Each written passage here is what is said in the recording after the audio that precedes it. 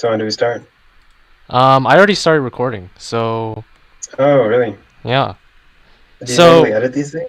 Or yeah, probably, because it would be kind of awkward just having it be like this, right? Don't you think? yeah, I think yeah.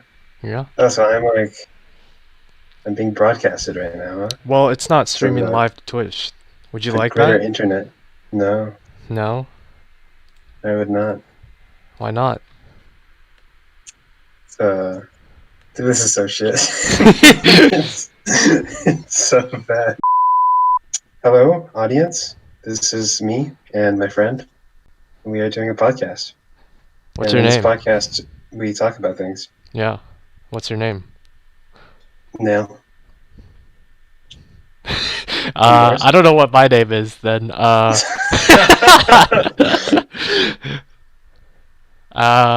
My name is Pat. No, that's shit. Hey, Pat. Oh, no, no, no, no, no. So why is your Discord picture different from your Steam one and your Google one? Yeah, it's a funny story, actually. Okay. Um, so back in sophomore year of high school, I was in this class. It was a pretty chill class. The professor was nice. I guess you call them teachers. But anyway, one day, we were just sitting in class, and somebody yells, "That's an orange!" What was And the... and there was some like random orange that appeared out of nowhere.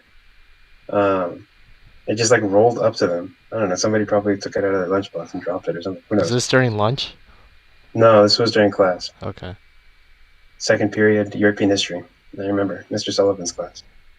Hmm. Um, and then the next day, the same exact thing happened. And so I was like, "Yeah, sure, I like oranges. I'll take the orange." And Wait, you then took this it went on from him. for like weeks. No, I was like, I mean, this orange just kind of like appeared out of the ether, you know. And so I was like, all right, nobody wants this orange, you know. Apparently, it just was conjured out of thin air. Okay, I was like, okay, I'll take this orange. And so then this went on for like several weeks, and I just had like a bunch of oranges because like all of a sudden more oranges started appearing in this class. So I'd be walking out with like 3 oranges, and then I just have them for the rest of the day. I'd like juggle them, you know. So I became known as the orange guy, the orange man. And so this was European history, you know. We learn European history in this class. And so one of the key figures in the Dutch resistance against the Spanish in the 16th century was this guy, William the Silent of Orange. And he was a Dutch prince. I have to say the Silent because there was another William of Orange. Orange is like a place in the Okay. That Netherlands. was what I was missing, the context. I didn't know Orange was a place. Is it called Orange? Is it pronounced Orange? Well, it's like Dutch, right? And everything in Dutch is like pronounced wrong. So it's Broken. like Oranje. That's how you say it. That sounds Spanish. So it's like Willem van Oranje, or however you say it in Dutch. And there you go. That's the story of my Discord profile picture. William of Orange. William of Orange. Yeah, I mean, like, I for that year, I was the Orange Man. My It humanities wasn't teacher. even you bringing the oranges. No, it wasn't. It was just me that received the oranges. That was all that was sufficient. I became so well known as the Orange Man that my humanities teacher, um, he like wrote in my yearbook, "Oranges rock!" Exclamation point. Is It was that a like moniker that you wanted? Being the Orange Man? That doesn't even make sense. Your name is the real Cheese Man. So where does the cheese come from?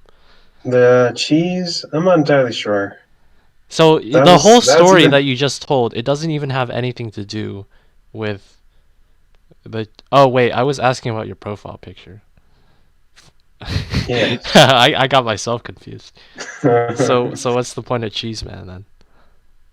I don't know. Cheese Man is something I came up with when I was like 12, Yeah. and I mean I couldn't change it. I mean, I could, but it would be like hard. Is it really that So hard? Can't you just like change it yeah, but like I have an identity now, you know. as the real It's like cheese man? I can change my real name, you know, Nale, Uh-huh. but that would be I'd have to like go and sign some court documents, and I have to tell all my friends and family, hey, my name's not Nale anymore. You gotta call me something different. Yeah, what do I call you? I don't know. Nale Elan? backwards. Lame. Lame. Okay. Wait, what did you make the real cheese man name for? Like, what kind of account was this? I think it was Steam. Okay. Is that your Cheese so Man like thinking. the your Steam display name and your username is different? Is your Steam was this for your actual like login name? Uh, no, my login my login name is Bob225225. Okay. Yeah, That can't be for Steam then. Or maybe it was your first it display was name. for Steam. You can see like your history.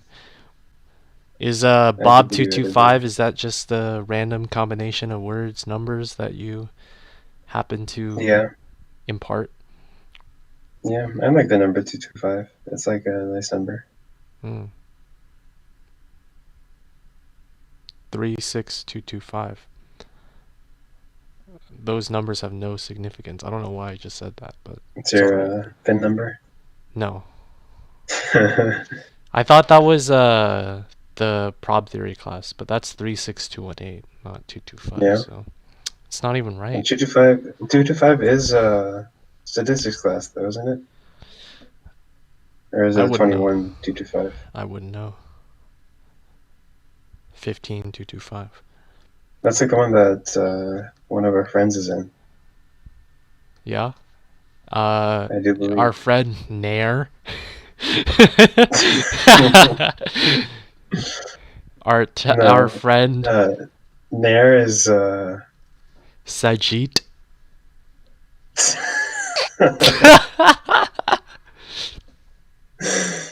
yeah. Well, no, they took the same class as us, if you recall. Yeah. I was talking about Nell. Now. Ah, Yeah. yes. Okay. A All lot of right. our friends' name starts with N. It's very strange. That's very, very strange. I don't know. There's one that starts with a K though. It's kind of weird. Is there? Uh huh. Yeah. You know, by the biology teacher um, in my high school is named. I don't know. I feel like I'm giving away too many personal details. You'll be able to track me down and dox me. You Who's know, gonna listen to this? nobody. Exactly. But you know, it's going to be out there on the internet, And and the who's whole gonna world listen can to see. this? You never know, man. What if one day you and I, or you or I, you know, it could be either one of us, probably you, No. achieves some like super worldwide fame. You Then know, this would be a great timepiece memory. You know those time capsules that people do? They put stuff in them, then they bury them into the ground. yeah, And the purpose is for a couple amount of years, maybe 100, maybe 1,000 in the yeah. future. It's for the future You know, I did generations that once actually. to unearth. Time capsule. Yeah. Um, so basically, I don't know if you know this, but like around a year ago or so, there was this like major fiasco where like the world almost ended. Yeah. Um, and so like then we had to like go into lockdown and shit. Pardon my language. And then Oh, wait. this Wait. Is this is recent around like times? middle March. Yeah, well, Okay. I last thought year. you were talking about like 2012 No, no, cuz no. that is like Sorry, I said a year ago. I thought, my bad. you said in recent times. And so anyway, uh, all my stuff was left at school, and so they had to come and put it in boxes. Yeah. So I didn't have any access to this stuff for a whole year. They were all just sitting in storage. You're calling that a And time capsule. when I was a time capsule, I pulled it out. There was my little bag. That bag they gave us at the start of the year with all the water bottles in it. Mm-hmm. I had that. That was like pretty crazy. Some like clothes. I think these time capsules, it's supposed to be more than a year. And it's supposed to be Yeah, intentional. I don't think you were trying to do that intentionally. no, but I thought it was pretty cool. I got to see how I lived my life a year ago. Yeah, how did It's you pretty live much the your same life a as year now. ago? The same? I had more clothes back then. um, yeah, How would that make sense? You have more clothes back then, which means the clothes that you were looking at were the stuff in storage, but wouldn't you still have them right now since you I retrieved it haven't. from storage? Well, I had more clothes back then than I did between then and now. But now I have the same number of clothes as I did Ah, then. okay. Yeah. So it was like a dip, kind of like the stock market. Uh-huh. The stock My market. my clothing possession, if you were to graph it over time, it would look just like the stock market, Mm. except on So a what kind of wider. stock would that look like? Um, so I'm not a financial advisor, okay, but I don't expect you to be. that's just a disclaimer in case our millions of fans come to us looking for financial advice. Why would they? Um, because we're like respectable individuals that seem to know a lot about the world. Mm-hmm. Anyway, and like even like if some random Instagram influencer were to all of a sudden be like, "Yo, go invest in GME or whatever." Maybe GME is a bad example. Some like random stock. I'm sure it would get a bunch of people to go. Sundial. Sure, it's like Sundial. You get a bunch of. I mean, Sundial is also a bad example because it's another Reddit hype. So like, it's just like pick some random ass stock, right? Okay. Pardon the language. Sorry, mom. Um, just pick some random stock. Who are you talking to? My mom, who's going to be listening to this Oh, I didn't know when that. we're super famous. No, she's not actually going to be listening. I didn't tell her about this. But who knows? Maybe she'll find out Uh-huh. and watch it. And then you better bleep out the bad language. Uh, You also better bleep out this part right here. This is not going in it. My mom cannot know that I say bad words. That's like not allowed. All right. I am positive that you've said bad words in front of her. No, not once in my life. Jesus. Not a single uh, time. not once. No. Hmm. Okay. Anyway, what were we even talking about? Oh We were yeah, talking about financial your, advice. yeah, the stock. Uh,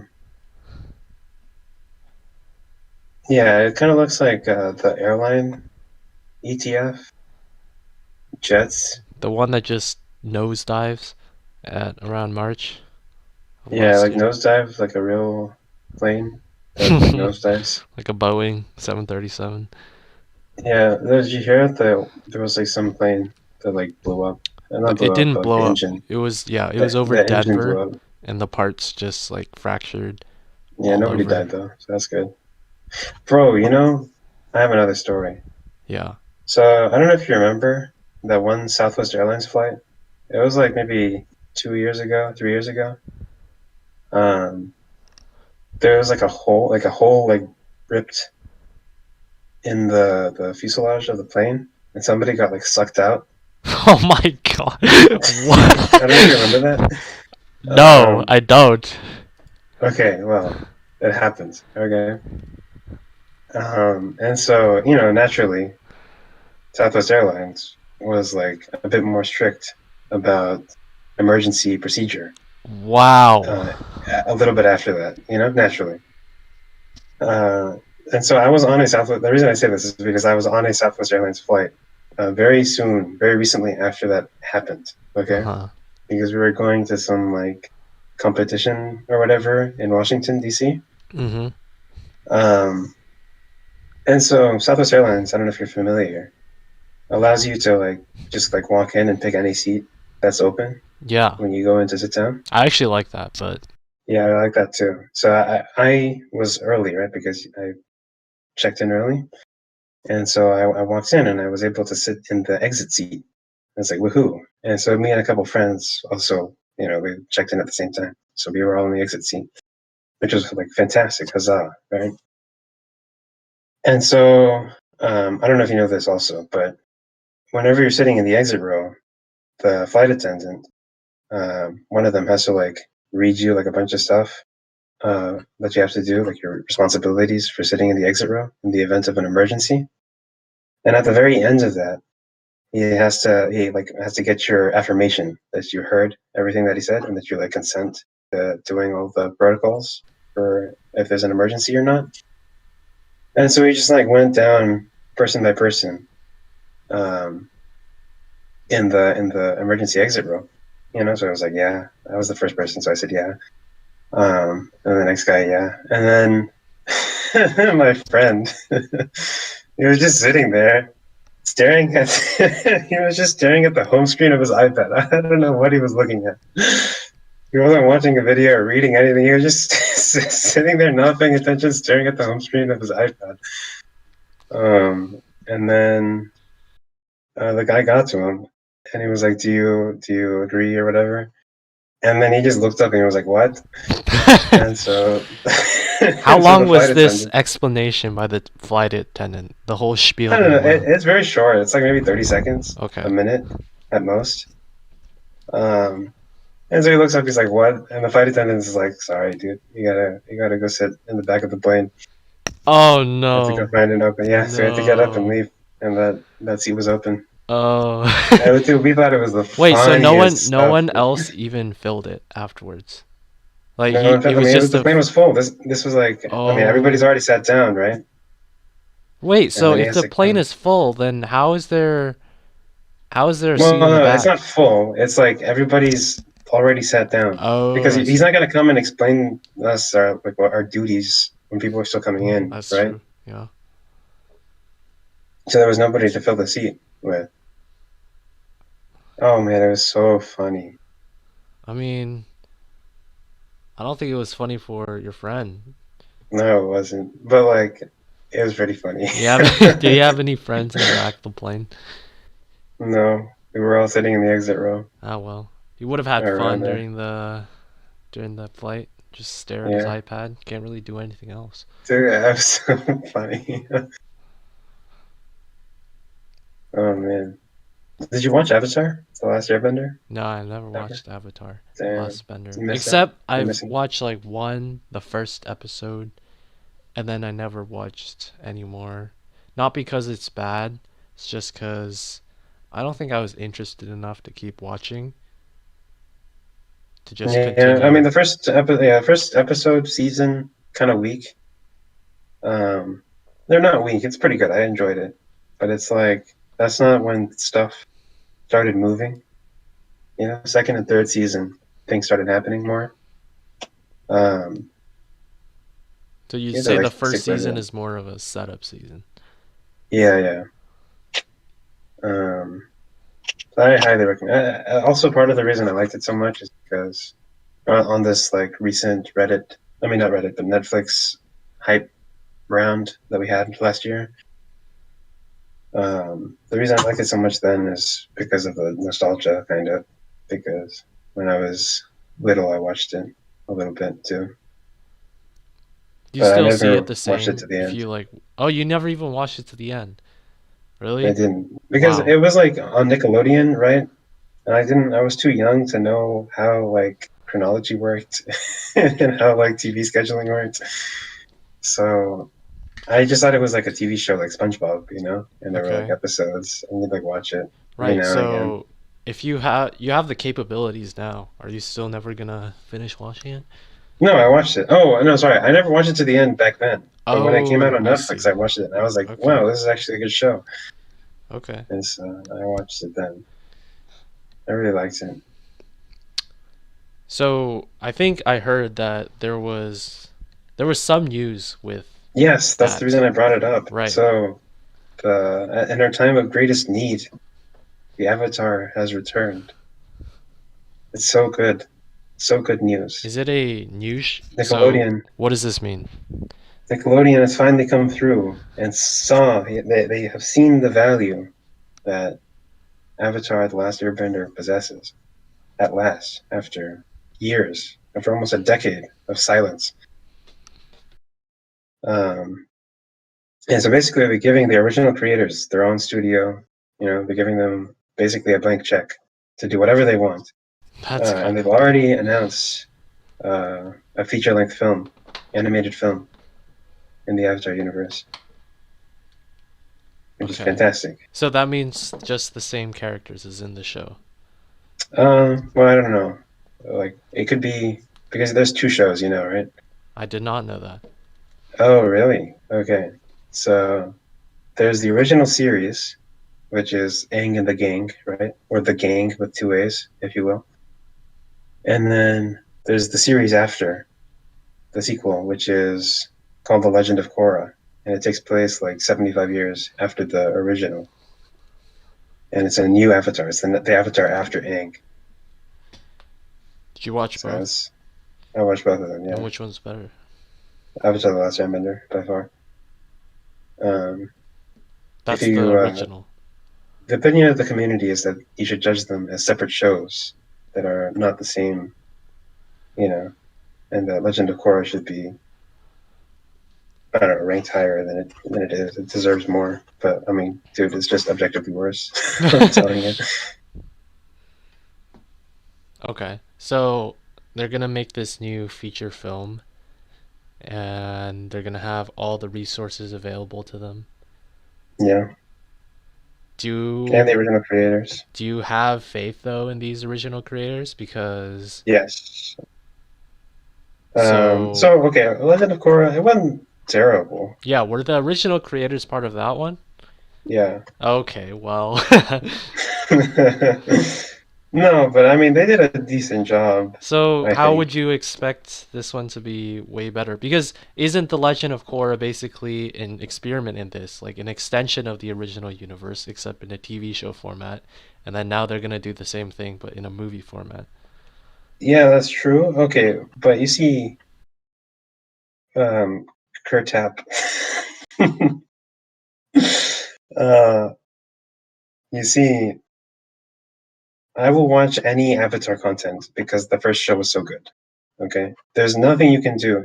Like, I enjoyed watching The Legend of Korra solely because it was set in the same universe as The Last Airbender.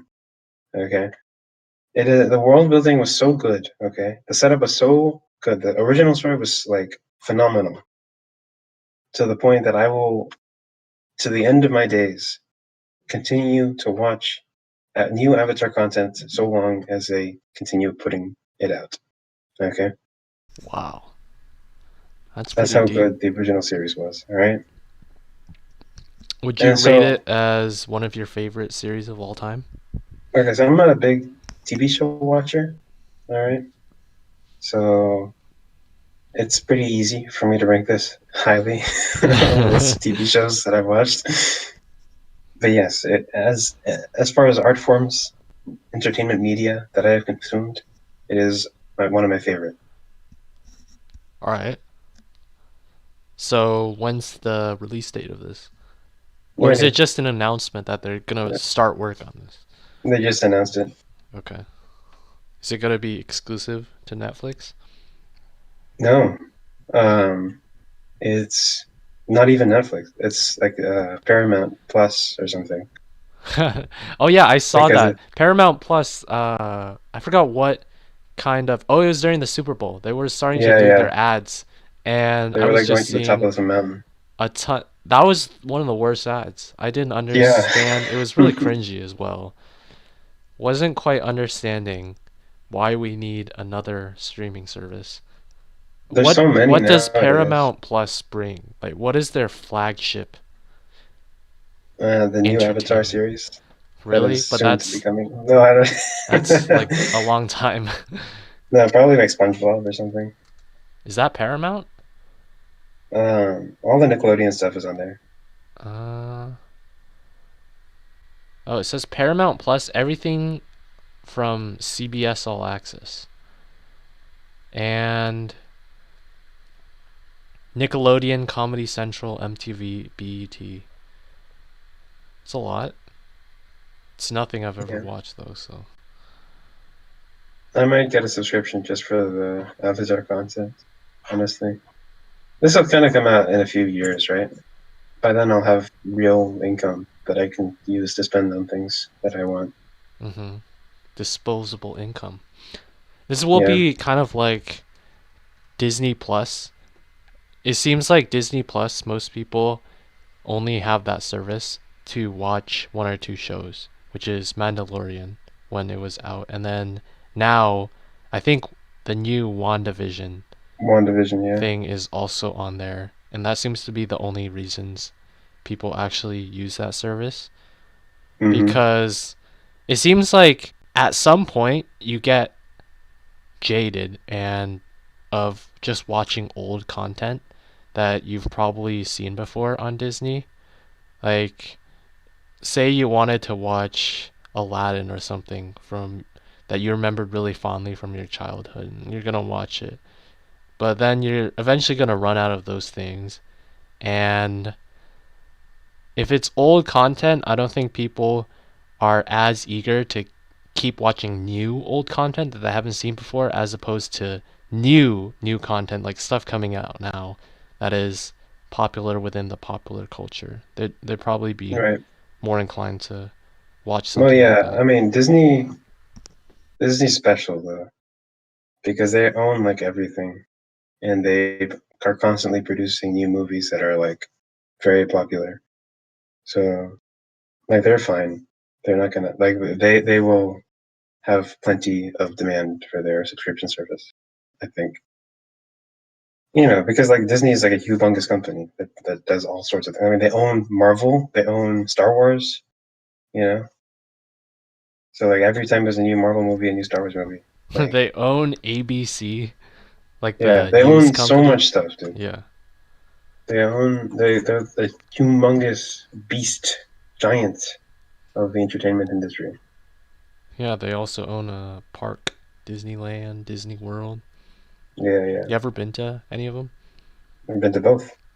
Yeah, what's the difference? Because I've only gone to Disneyland and I've never gone to Disney World.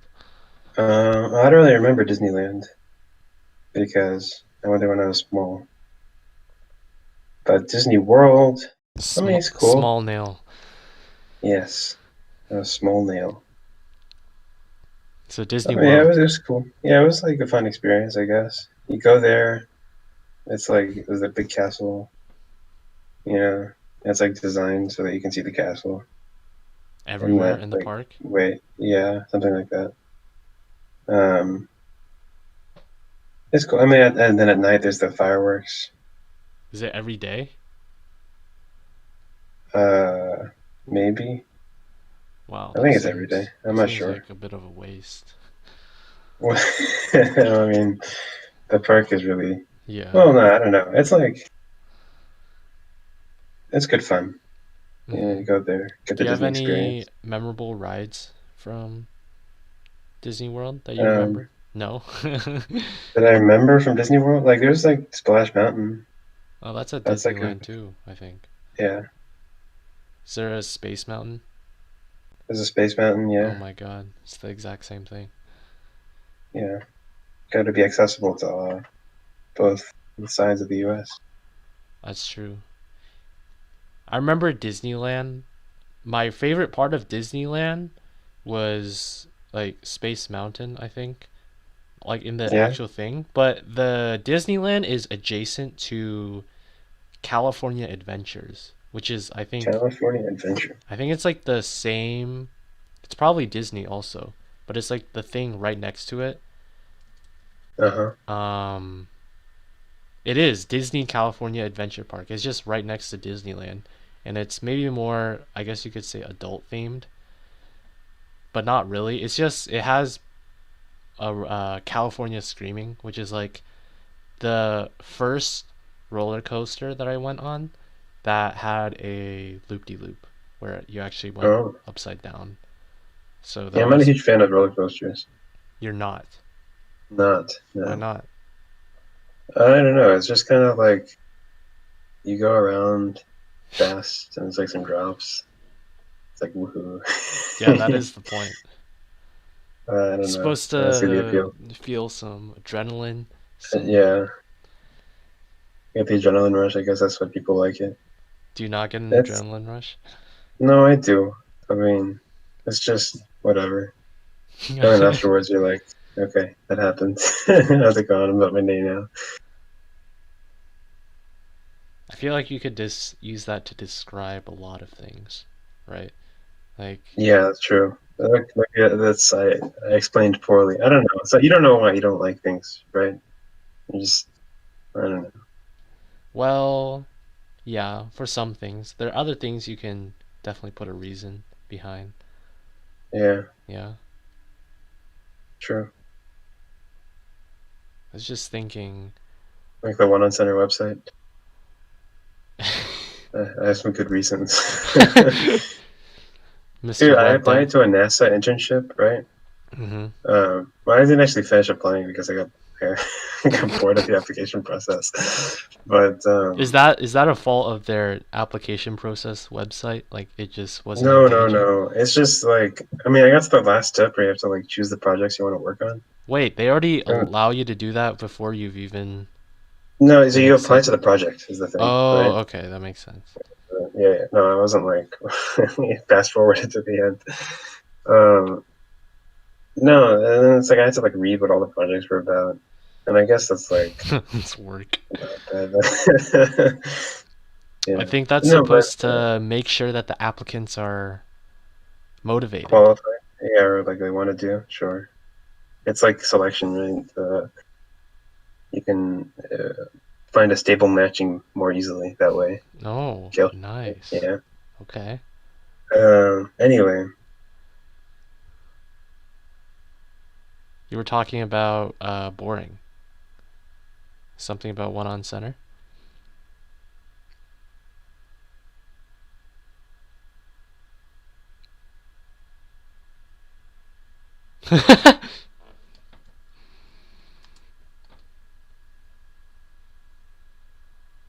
Oh man, it's me.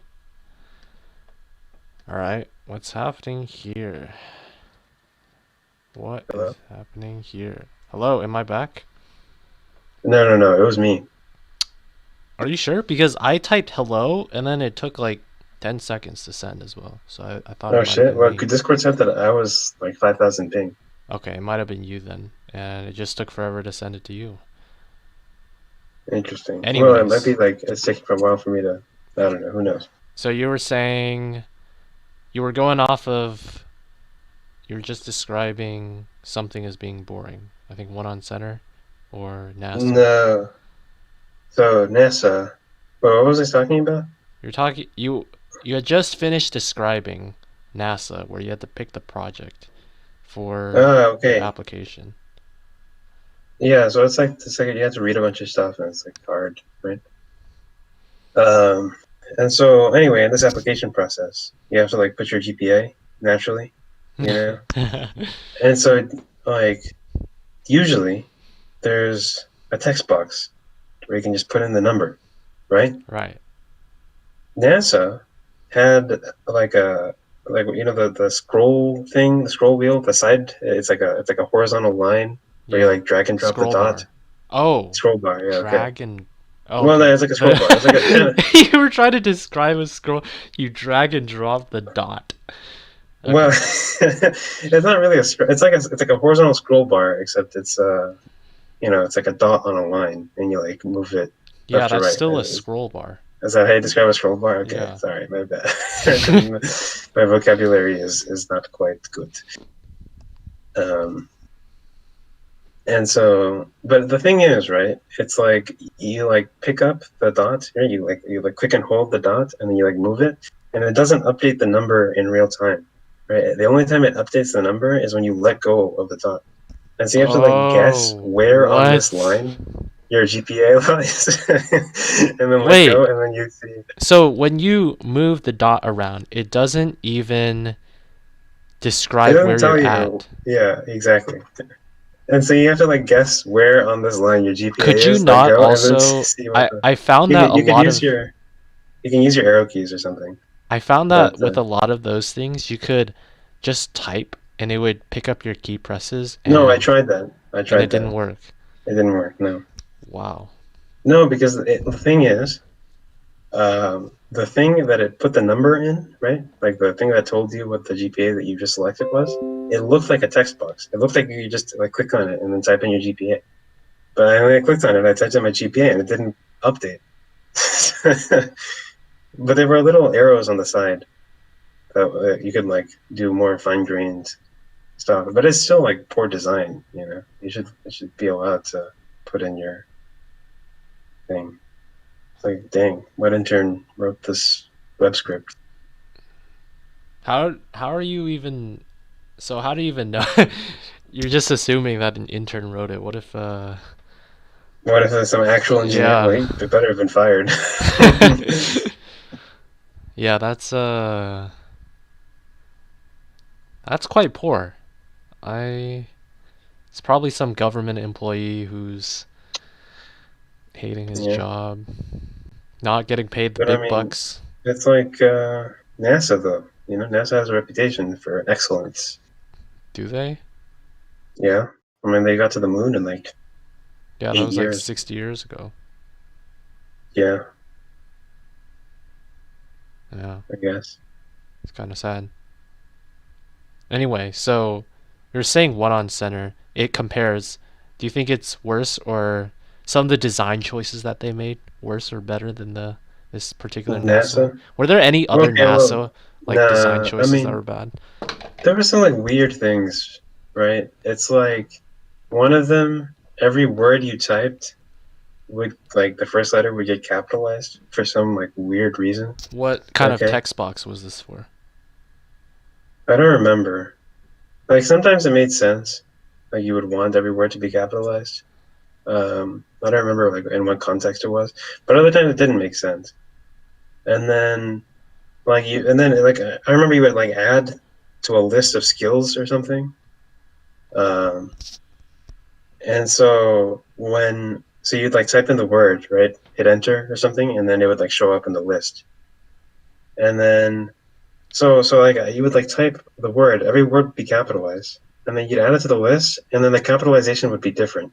And so you have to like guess as to like what you're Wait, actually typing. I feel like I've seen this before. Was there NASA application site kind of based from Workday? What is Workday? Okay, so it wasn't. Never mind. I saw like a similar thing with companies that used Workday, which is like a company for HR and hiring. They have like a particular template with like applications that a lot of websites might use. And one of the things was listing skills, and you would type particular keywords into the text field, and when you hit enter, it would match that keyword with their own database of phrases or words, and sometimes like the capitalization would change. So I was thinking Uh-huh. that's somewhat similar to what you were saying. Yeah, I mean, it's just like little things. You can always notice little things like that. It's kind of annoying. Yeah, Good web design is hard to do, right. You know what and I don't want to be the guy that does it. what you're supposed to do when a company has stuff like that is leave some feedback so they can improve it, right?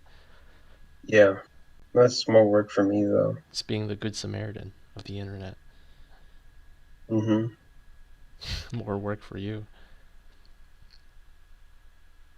Yeah, Anyway, I mean, I want them to pay me to do work, not do shit for free.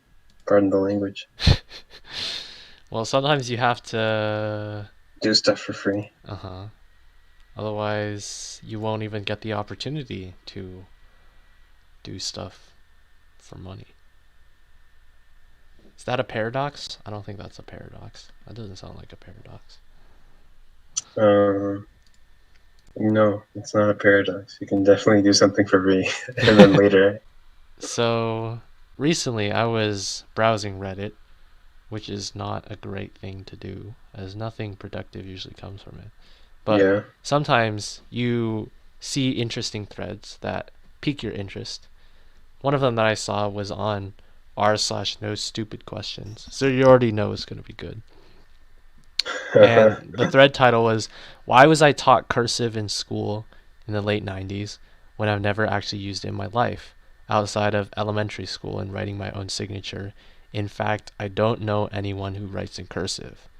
So what I wanted to ask you was, have you ever learned cursive? That's just the first basic question. yes, I learned Yes. cursive Was in it in elementary elementary school, school? and I practice writing cursive. Now? When I am bored in lecture, I start writing little sentences in cursive. Really? Okay. Did you ever use cursive to write instead of print? No, I never. If I had the opportunity to write in print, I would just write in print. Did you learn print when you were in elementary school as well? Did I learn print? Yeah.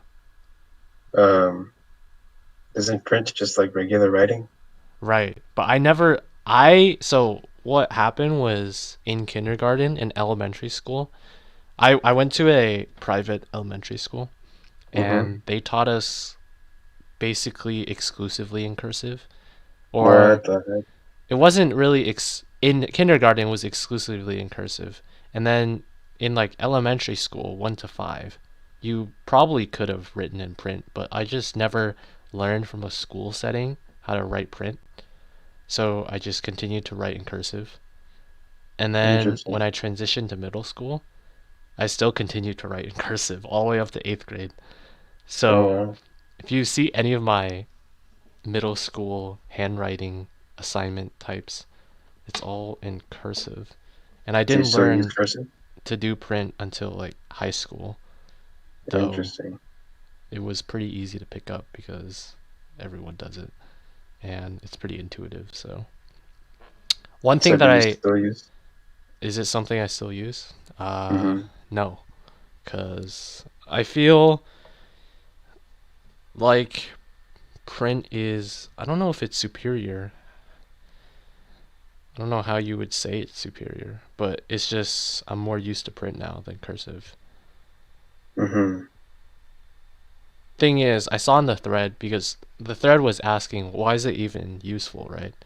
Apparently it's because you actually write faster Yes. with So cursive. you've heard of shorthand, right? The term, yes. So basically, yeah, you can. Shorthand is a form of writing where you just like it can be idiosyncratic, right? You can have your like each person can have their own sort of shorthands for things, but you basically have symbols to represent, maybe frequently used words, things like that. I don't actually know. I never learned, but it's supposed to be really fast a way of writing. Um, and so the contrast of shorthand is longhand, which is another faster form of writing, but you write out the whole words, and longhand is just cursive. Wait, So longhand's faster than shorthand. no, longhand is long. It takes longer than shorthand, Okay. obviously, but it's faster still than just regular print. Ah, I see. Okay. And Yeah, so when I makes was more reading sense. about shorthand, like the first time, and I was learning what it is, uh, I saw it contrasted with longhand, which is just regular Cursive. cursive. Yes. Yeah, so I saw that it's cuz apparently when you're writing cursive, you never have to take the pen away from the paper when writing a Mm-hmm, whole word. exactly. And I was after reading that, I was trying that out myself, and it's true, but the temptation was really there for me to pick up my pen sometimes with particular letters. Right. like T and I, Right. and Well, also those you perhaps can't. Like those, you have to pick up your pen. right. You do those at the end though, right? Right. Do them That's while why. you're doing it. Yeah, yeah. That's why they say you dot your I's and cross your T's because you do them after you're finished writing the word in cursive. Hmm. So sometimes you forget to. But when you're doing it in print, you just like do it as you're writing the letter, so you can never forget. Which I was a bit confused when I first heard that saying because like, why would you forget crossing your T when you're writing the letter T? It looks wrong, right? Right. Um, but no, it's because in cursive you do it at the end. Oh, I never thought about that, but that actually makes sense. You know, have you ever heard of a folk etymology? No. So it's basically like an explanation for etymology is like word history. So the folk etymology is pertaining to words, but um, I guess you can think of this for other things like sayings and stuff. Um, and so it's like an explanation that kind of makes sense that people tend to like associate with these phrases, but it may not actually be correct. And I can't think of a common example of a folk etymology, but that explanation that I just said about how you read it, how you cross your T's and dot your I's at the end, um, I just completely made up.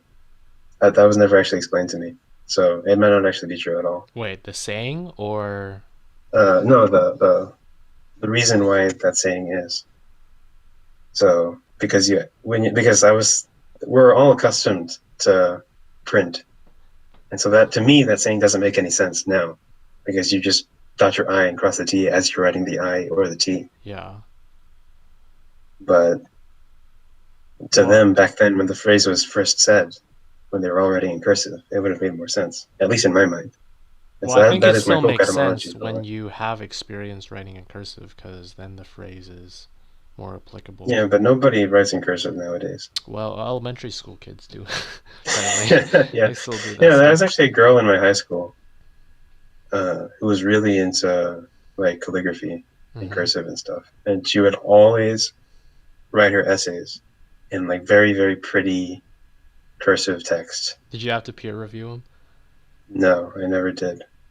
But I've seen her handwriting, and it's very good. Mm. It's very good handwriting. It's like typeset almost, but in cursive. So it's like it's cool. And she had like a bunch of pens and stuff. Yeah, I'm sure there's got to be some kind of cursive font, right?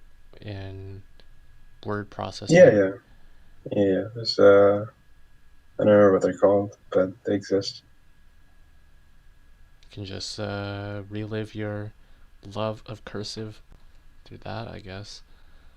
It's just one way to do it. I'm sure you But use cursive through your signature, though. What is your signature? I just write the first letter of my name and then the second letter because it just like naturally follows the N and then the A, right?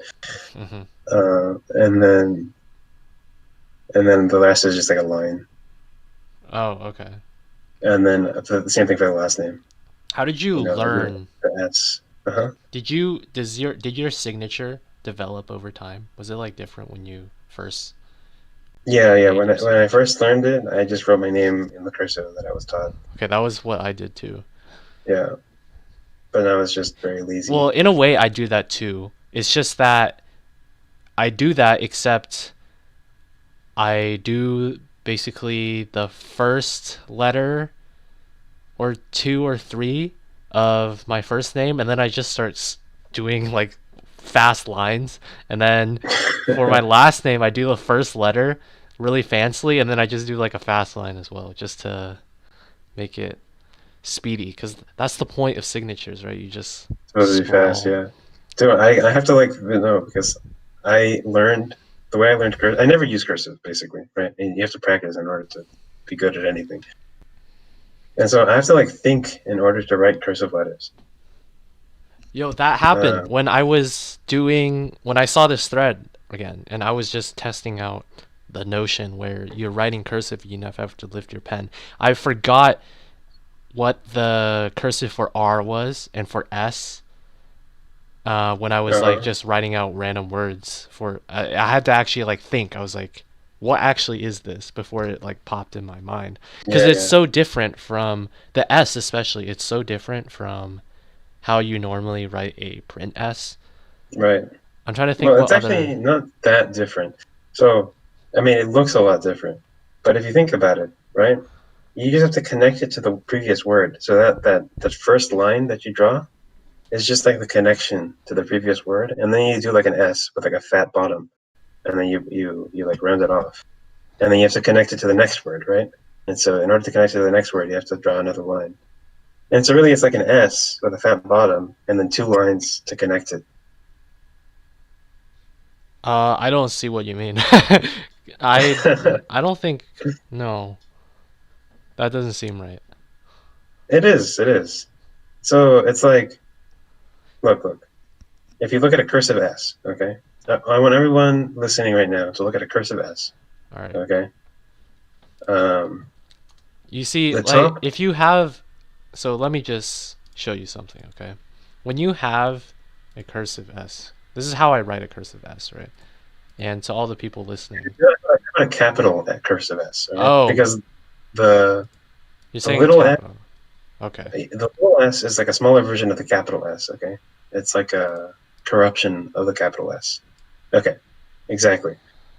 So um, if you look at the very top of the cursive S, all right, the it's like basically the top of a real S, okay? And then you just draw the S with like a very long bottom, all right? So like the first curve is smaller, then the bottom curve is much larger, and then you have to connect it to the other words. Oh, I see what you mean. Yeah, Okay.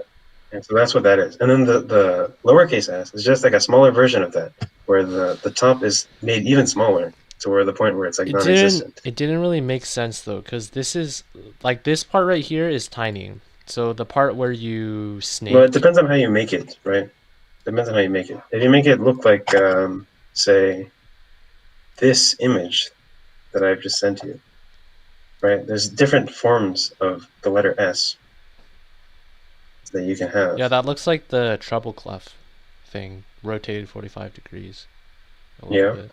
So you said you said that you're not very good at cursive because you don't practice, but don't you say that you like do it when you're bored? Yeah. Well, I mean, it's only been for like the last year, and it's also like once or twice Oh, a week. what a good student you. Oh, okay, a week. I was gonna say, wow, you never get bored over the whole year, once or twice. Wow, Yeah, it's wow, also only whenever I attend lecture. I'm just kidding. wow. Mom, I'm just kidding. You know, one thing that I used to do was when I took AP US History. What a Yeah. class. When I Oh my took God. AP I'm a US horrible History, class. one Yeah. thing that I decided to try and do for like a month in the class, and then I just stopped doing it, was I wanted to learn to be ambidextrous when writing. Hmm. So I would just take out like notebook paper and just start writing with my left hand and writing random ass words with that. Yeah. You know who was ambidextrous? You? Uh, no. The President Garfield. Was his name Andrew Garfield? Yeah. He's I very didn't know famously that. ambidextrous. Huh? I didn't know that. Oh, really? You know, See, I'm always I afraid. know Andrew Garfield because his name is Garfield, and also he's Yeah. like the one president where he was elected, and then there was a term in between, and then he was elected again. Yeah, that's actually that's Grover Cleveland. Oh no, they're all the um, same. no, actually, Andrew Garfield, he was elected, and then he was never elected again because he was shot and died in office. Yeah, Um, probably because the general public couldn't handle his ambidextrous skill. yeah, that's actually a very weird story. The guy that shot him was like super crazy. I mean, as I they mean, normally are. as that description, a guy who shot Um, someone else. no, it was like what's his name? It's like like some French name, Quito, Charles Quito. That was his name. Um, that shot him. Anyway, that's as a sidetrack. Uh, Andrew Garfield. He could like write in one language with his left hand, and then he could write in another language with his right hand, like at the same time. Simultaneously. Yeah, it's very cool. Wow. How was this Uh, recorded? Did someone just like write this in their journal? so back in the day, yeah. Well, I mean, they had like historians back then, you know, word of mouth and stuff. People, you know, there's like, yeah, I don't know if you've heard of how Daniel Day-Lewis prepared for his role in Lincoln. You know, he like read reports and stuff. Like, how do we know that Abraham Lincoln's voice was high pitched? You know, we don't actually have recordings of Abraham Lincoln, right? We just have like what people wrote down earlier. Or like, how do we know that Napoleon was short? You know, it's like the paintings. He looks short. No, these people wrote it down. That's just how it was. Uh, yeah, I mean, when you have like a president that can write in two different languages at the same time, yeah, I'm probably had that down. surprised. This was like around. Wait, this was not around the same time. I was gonna say this was around the same time as the Salem witch trials, but that's just not true. That's Not like even close, though. 200 years before. Yeah. Do you know which president Andrew Garfield is? No, Can you name the first few presidents? the first few presidents. Okay, up to Well, yeah, Lincoln. up There's to like a Lincoln. song, isn't there? To Is there a song? I'm sure there is. There's always a song. song for everything. Uh, I mean, like the first five are important because they're like the founding fathers or whatever, and the I'm not sure. yeah, the other Washington, ones. Adams, Yeah. Jefferson, Monroe, Nope. Madison, Yep. Monroe. Mm-hmm. Is that Okay, five? that was five. Yeah, Yeah, that's five. There you go. I think there's Quincy Adams after that, and Andrew Jackson. I didn't know. Um, there's like then Martin Van Buren comes after that, and There's a then Buchanan somewhere uh, in there. no, yeah, Buchanan was right before Lincoln. So in between, in between Martin Van Buren and Buchanan, there's Polk and Taft. I don't know if there's anybody. There's another one. There's Taylor. Taylor, one Oh, of them. Zachary Taylor. I know Polk because he's the guy that annexed Texas, which is a state in the U.S.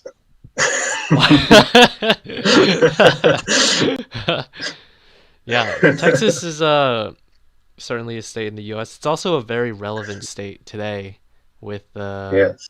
the recent storm that went through. Did any of your friends suffer house damage?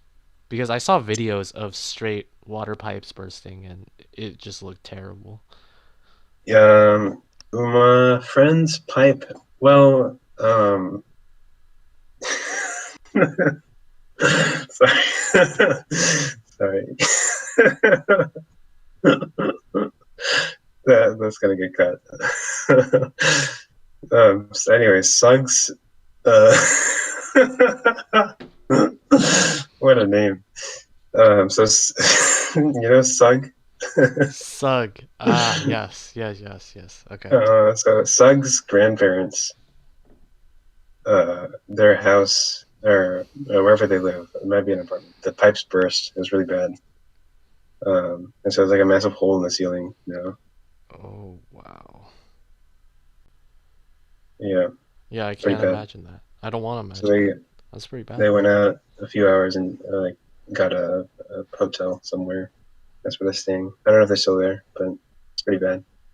Yeah, But the weather now is fine, that doesn't sound like something you can fix easily. Yeah, quickly either.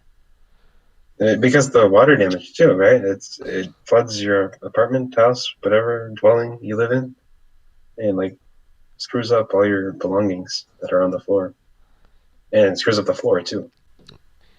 Yeah, water is so critical for human life. Yeah, it It's just very destructive. destroys everything. Yeah, Sad. pretty crazy. That's tough. I had to suffer through one power outage, but I don't live in Texas, so it wasn't as bad as there. But that kind of sucks. Doesn't kind of suck. It really sucks. It really sucks. Yeah, Yeah. millions of people were out of power for like 24 hours.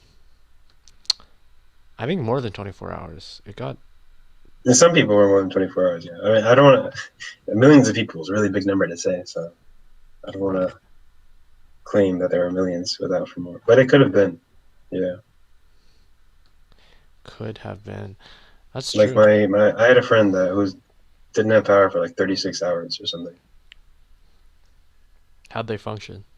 That sounds Um, terrible. he went to his grandma's place that did have power. How far away was that? I don't know. We live nearby. It's like not Wait, that. if they live that close nearby, how does one No, place? not like super nearby. Okay. You know, that's like maybe like driving distance. That is can do Okay. That makes sense. for like a visit. Yeah. See, the worst part about losing power, I lost power earlier last summer. Wow, it's like last summer because it's almost, or more of last fall. That was last fall. It's almost like 6 months ago. But when I lost power then, it wasn't nearly as bad because if I needed internet, first of all, the power wasn't out for long. But if I needed internet, we could go to the local library because Hmm. they have internet. And the thing is, in these conditions, I lost power because of a snowstorm, and the roads were iced over, and there was snow, and in that condition, you can't really go to the local library. Local library's probably closed as well, and you're just kind of miserable, just at Yeah. home. In the cold. One thing that I realized is how connected we are to the internet, and in terms of everything we do. So when you don't have the internet, there's like nothing to do. Um, Yeah, you know, this kind of thought comes across my mind a lot. Um, so if you think about it, the internet is not that old, uh, and it's like a humongous system that we've just like kind of conjured out of nowhere uh-huh. that connects us all in like the past maybe 30 years or so. I mean, really 40, 50 years if you count the ARPANET, whatever the military did before. And like, that's like a blink of an eye. It's just part of our daily life. So in such an ingrained way. So the main evidence was of this was when the power went out, right? My dad just went to sleep. He just straight went to bed. It was like, okay, there's nothing else for me to. Hello, hello. Hello, yes. When the power went out, my dad, My dad, yes. When the power went out, my dad just straight went to bed. He just didn't have anything else to do and just went to bed. Just man. to sleep. And the power, so our power went off around 7:20 at night and it came back at around 10. So my dad just took like a 2 hour nap and then when it came back he just got up and started doing stuff again. But it was like the same with my mom. She couldn't get off the internet enough because she just went on her phone instead, which still had cell service. And what I did was read books on a Kindle. So it was like there's really nothing else to do because especially when power's out, not just internet's out, power's out. You don't even have light, right? Yeah, So you can't do anything. You power out is very debilitating. Debilitating. I think that's the that word. is a word. Yeah. But internet out, even so, it's like there's not much more you can do when you have power, but you don't have internet. I mean, there's a lot you can do, but nothing that immediately comes to mind because we're so used to doing And also everything with because the it's like internet. covered in snow outside. Yeah. Yeah. Well. And so, yeah, I was thinking, like, is what happens in like 1,000 years or whatever? Okay, maybe 1,000 years is a lot, but like in 100 years, you know, a lot can happen. Uh huh. And for some reason, I'm not sure why, it just seems like the internet is a very fragile system that, like, is just waiting for somebody to come and just bring down, you know, or like just some mishap can happen and like the entire thing like fails, you know. I mean, it would have to be something major and cataclysmic because we have a lot of fail safes that have to go wrong in order for the internet to go down. But you don't know. It's like not been around for a very long time. Mm-hmm. So in like 50 years, 100 years, who knows what could happen? Will we still be using the internet? Will the internet have evolved into something like insane that we can't even comprehend It's now? gonna be something like Uh, Up. yeah. Wait, Or will there Up? be some That's like the wrong movie. Wally. That's the movie. well, I don't even know what is it? What is Mub? Oh, I said Up, Oh, Up. but that's the Yeah. wrong Or movie. will it be like Oh Holly? um. Yeah. I mean, I don't know. You have to think about what will come of this. What will be the historical trend that we see, that we look at? Because back in the Renaissance, we see this like sort of flourishing of the arts, and like people are returning to thoughts that you don't see in the Middle Ages. And now we have this revolution sort of going on with the internet, and it could just be a blip, and then the internet could fail, and we go back to how we did things before. That's In a really thousand years, depressing. yeah, who knows Imagine going what'll back happen? to things before. That would just be so foreign to people like us that grew up with the Right? internet. Yeah, Can you that's imagine a world without the internet? I I can't. We wouldn't be can't. talking today Yeah. like this. Well, we wouldn't have school also. We in this I if we didn't have the internet, I think we'd still be going to school. Possibly, Like even with the coronavirus, I think we'd still go it to could school. be. Things would be extremely different, Yeah. and it's been so little time that it's been around, and yet our lives are so drastically different now because of it. And Well, I can't help but think that it's only temporary, and this is like a blip on the timescale of humanity I'm sure it's gonna last until until we throughout our die. lifetimes, at least, I think. Like even something with you were saying. So how long was something like the Renaissance? Well, no. So the thing is, like, the Renaissance was successful, and it led to the next thing and the next thing. Here we are today. Um, Okay, so what's a better example of something that failed? no, so the reason I brought up the Renaissance is because it was like a broad historical trend that happened over several, decades, 100 years, 200 years or so. And the internet, by comparison, is much shorter than that. Um, like, can you imagine thinking of a time period that's like maybe 30 years or so in the 14th century, like 1310 to 1340? What happened then? I don't know, right? Yeah, nobody cares. Yeah, it seems like what you could describe human history as floating point numbers, where the frequency and speed of innovation, it's like we're getting closer to zero, and everything's just getting packed closer and Yeah, closer together. But you can think of, like, when you think of ancient history, when there's descriptions of events, it's always like very broad ranges. It's not like tens of years or whatever. and It's that like has to do with hundreds the of years and stuff. presentation of history. This is called historiography. Yeah. The way we're taught history, the way history is presented to us, is in such a way that we bring more recent events to the forefront and in more granularity. And that's so that we know what the hell is going on in the world today. Um, but that doesn't mean that like less things happened. In the late Roman Republic, you can go into a lot of detail. You can spend your entire life studying just like 1 year of what happened then, because we have so much written record of what happened just then, like 50 BC. Okay, but Wait, was that uh, that recent? The Roman? It was 50 BC. uh, yeah, Wow. I think I Um, very much my time ranges are very out of sync. Like I don't know.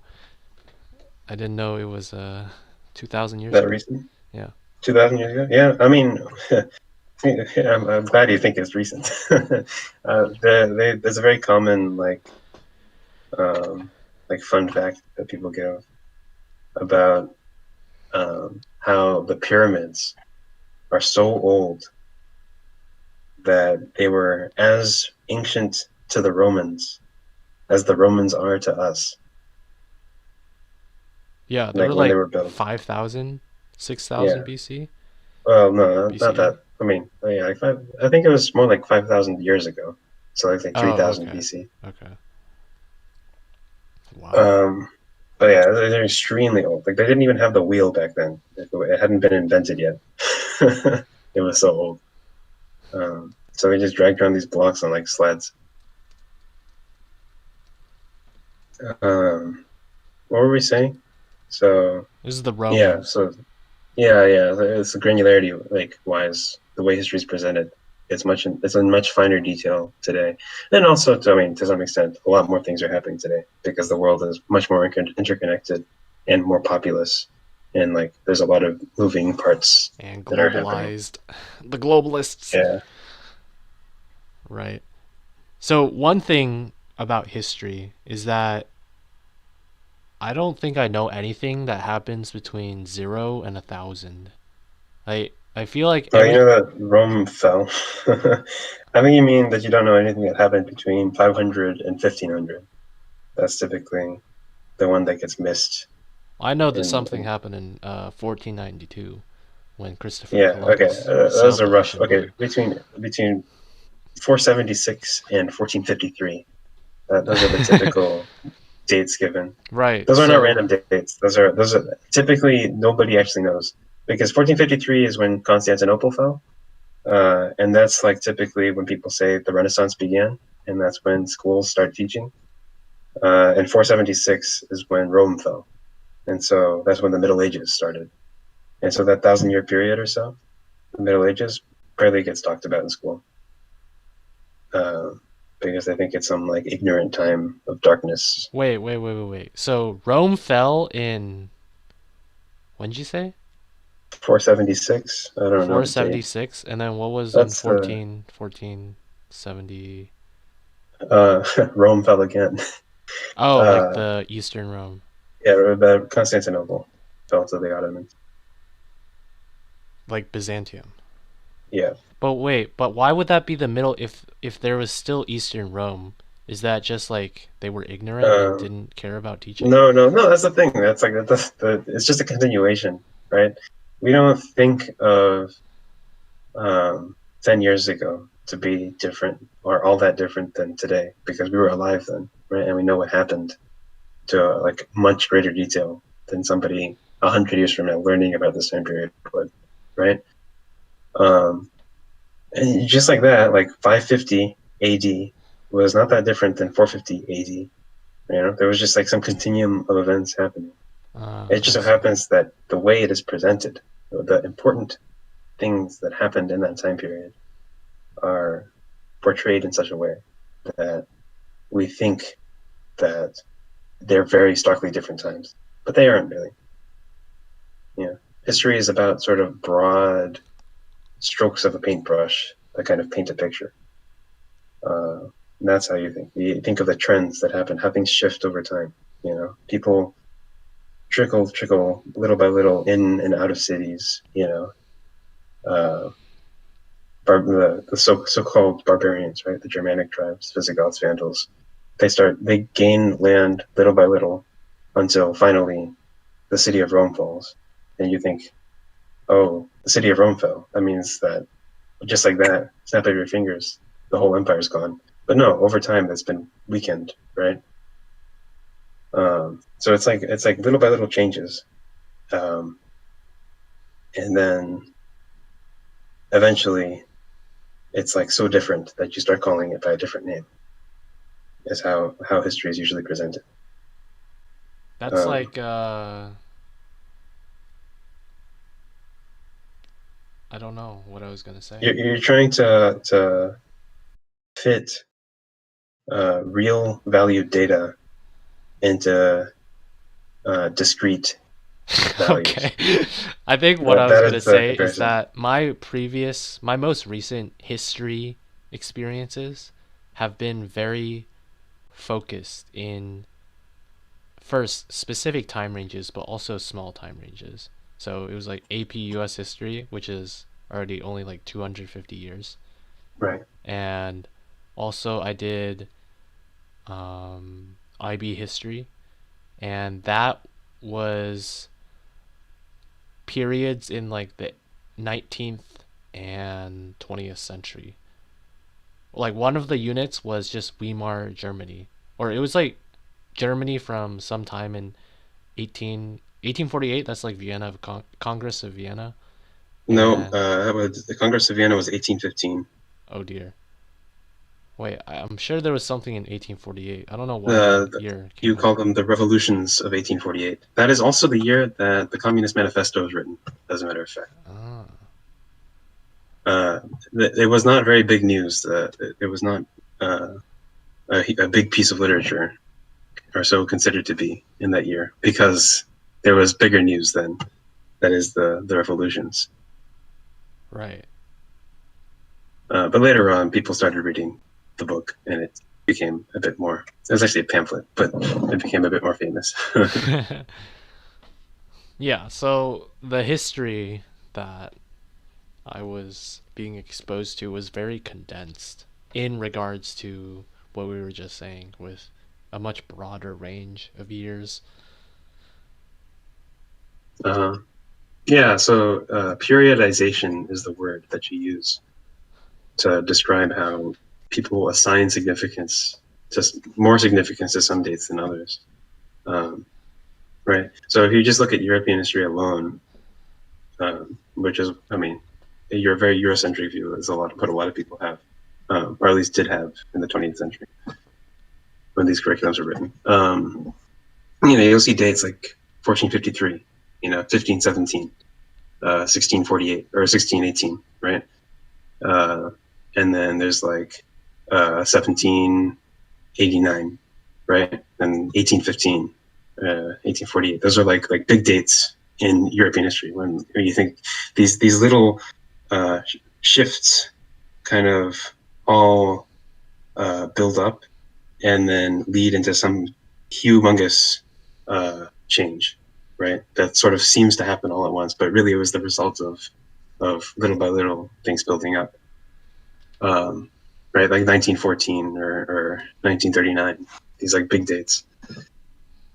Um, and so there's nothing really particularly significant about these dates, except for the fact that they're the culmination of a lot of things that have happened, and then turned into some big event, you know. And so when historians look to present what they have found about history, or like look to present uh, the like this sort of a historical model of what happened, um, they have to periodize things in a way that's like bite-sized and easy to understand.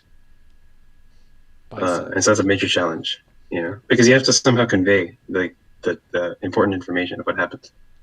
And so like it's a tough challenge to do that. Yeah, I don't know, FEM. It's Mm-hmm. in like our current year of the Lord. Um, Anno Domini. this is going to be This is one of those dates, probably 2020 2020, will or be a would you big say one. 2019, since that's when it really started? But It didn't really start in 2019. It started in 2020. well, it I started mean, in in 2019 in China. in China, but well, that depends on who writes the history books, right? Oh. That depends. Who knows? It could be. China is an interesting one, um, because if you look in the last 2,000 years or so, uh, the world's largest economy, most prosperous society, most learned society, right, most innovative society was China.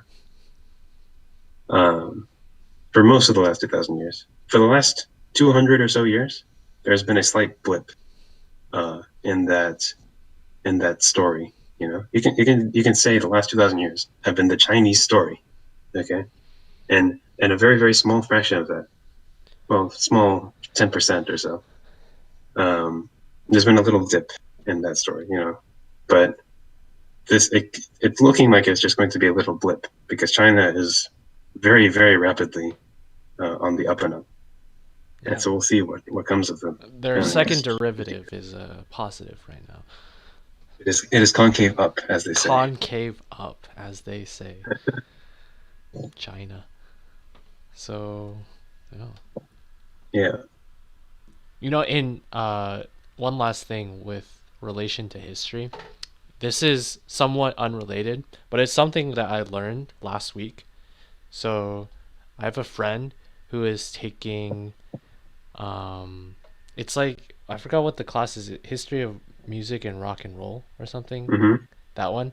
And they told me that the Mickey Mouse gloves is the history of it is in minstrel shows, and Really, I never knew that, but I looked I it didn't up know that more. either. It's cause in minstrel shows they like wear, well they do blackface, right, Right. and stuff like that, but they also wear white gloves, and I looked up a article about this online, and it talked about how a lot of different pop icon figures, not like real figures, but like from popular media, have this same kind of at least ode to minstrel shows. Like Mario wears white gloves, Sonic wears white gloves, and apparently those are connected to this kind of history. And it's apparently very apparent with Mickey Mouse, with like the original.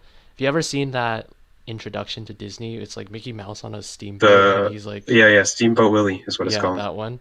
Well, Where he that whistles. original Yeah. Mickey Mouse, I mean, Mickey Mouse is just like straight black face, black Right. facing with white gloves. Right. Right. It's just so I was really surprised, but I mean, there's the connection. I didn't know that such a Huh. thing that is so innocuous is I has didn't know such a that. history. Well, it's interesting. Yeah, well, that's okay. So this is another example of history being presented through a different lens. You know, you have different significant dates, you have different periodizations.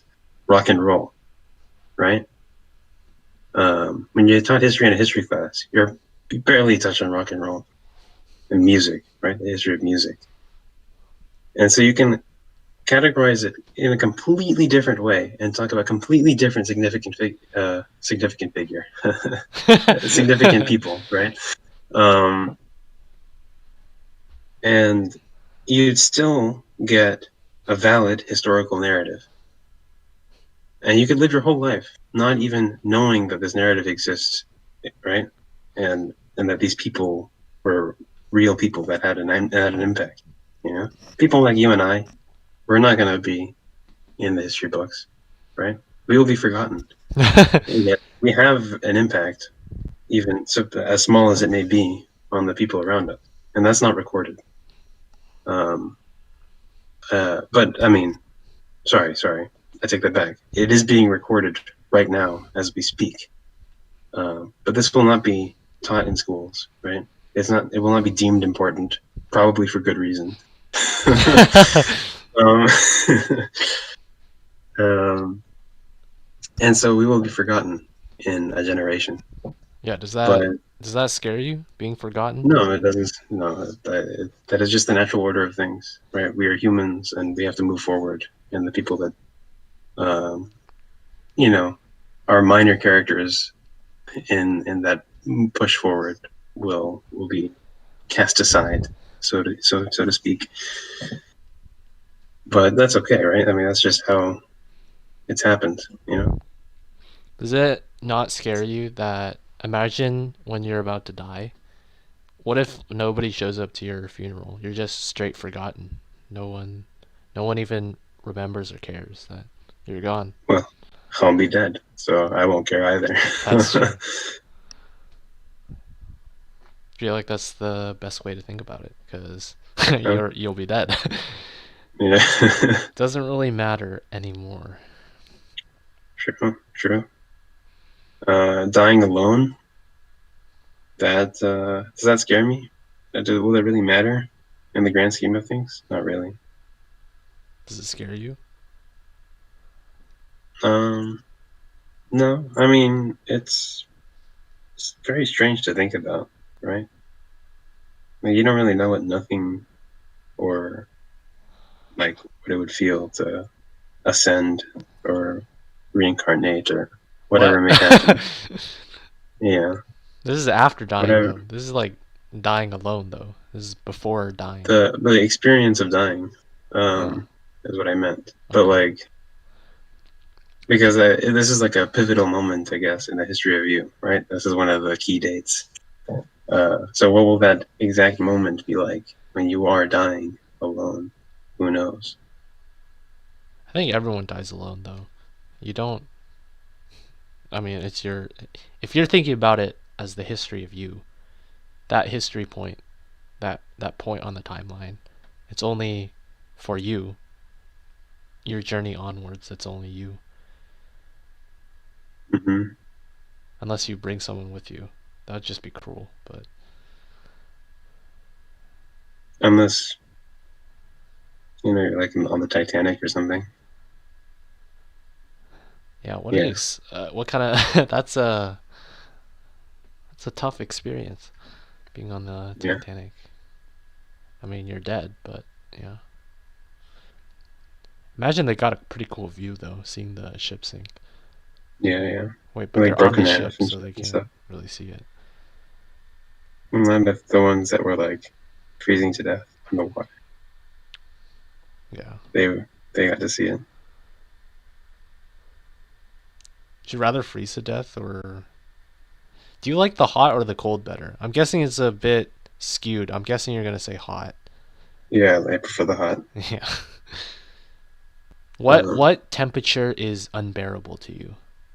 Like what? Hot heat wise. Yeah, heat wise. Define unbearable. So Like, where could I you? go outside in it and like have a picnic? Okay, sure. Use that metric. Okay. So the hottest I would have a picnic in like the shade, or I mean, I guess the shade is cooler, so actually the temperature is lower, right? Um, I don't know. Maybe 90 degrees is too hot. Wow. Yeah, it's pretty hot. Yeah, I mean 89. Yeah, I'd have a picnic at 89. Sure. If I look at the forecast and it's 89, picnic is still a go. No shade. Just 89 in the sun. 89 in the sun. Well, you have to bring sunblock, I Well, of guess. course. But I'm just saying, Mm. I feel like for me that would be a bit too hot. I would go like 70s. You wouldn't go 80? Like I well, it's been a couple months now, but last time I experienced 80, um I mean, I didn't like it. I remember uh in Pittsburgh, like right near the beginning of the semester, it was that around 80? I feel like that can't Yeah, have been like that's around 90. 80. And that was Definitely really inside the dorms. unbearable. Well, inside the Um dorms, it was. I mean, okay. So being able to have a picnic is different than being able to sleep. okay, that's Um, true. Yeah. being able to sleep, I needed to be like in the 70s for sure. Mhm. Um, yeah, that's a 20s ish Fahrenheit, I think, for you. 20 Non, Fahrenheit. Yeah. not. I mean, did I say Fahrenheit? Celsius. Sorry, it's around 20 Celsius for you. Non hamburgers. Don't worry about it. We got you. So how about on the inverse, the cold? What would you be? What temperature would you be comfortable going out in a t-shirt with? Out in a t-shirt, no jacket. No jacket.